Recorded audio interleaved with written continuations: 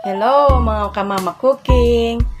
Ang lulutuin ko for today is pechay with tokwa. Ito nga pala ang aking mga ingredients.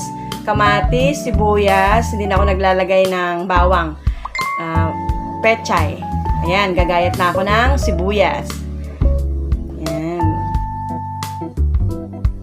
Then, kamatis.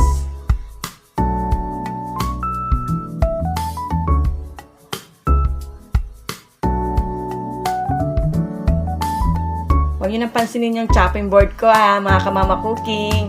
Maitim yan pero malinis yan.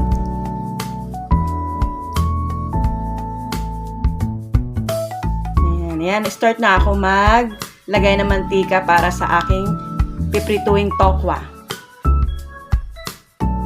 Hintayin natin uminit. Yan.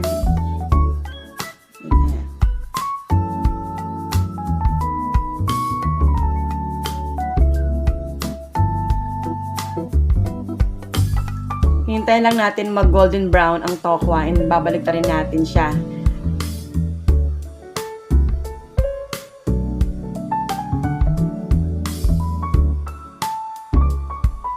Yun na.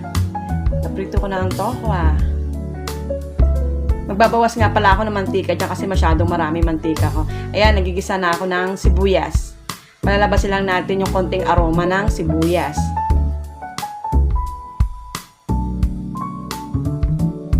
Ganyan ako mag-gisa. Ang bilis ng kamay ko, di ba? Mga kamama cooking. And then, susunod ko na ang kamatis dyan. Yan. Lulutuin ko ng masyado yung kamatis kasi ayoko na napapanisan ng ulam. Lagyan ko siya ng patis at paminta. Ayan. Bilis ng kamay ko, no? Mga kamama cooking, ano? Yan. Gisa-gisa lang tayo.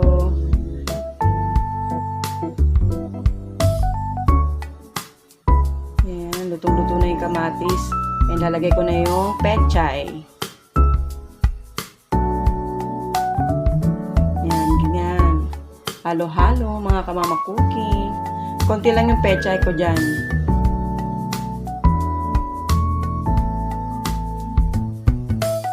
Nalagay ng toyo.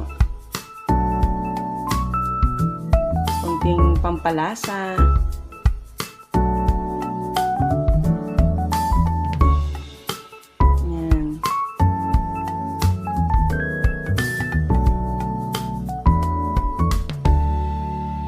Tubig, tansya-tansya lang. Ganyan tayo mga kamama cooking, tansya-tansya.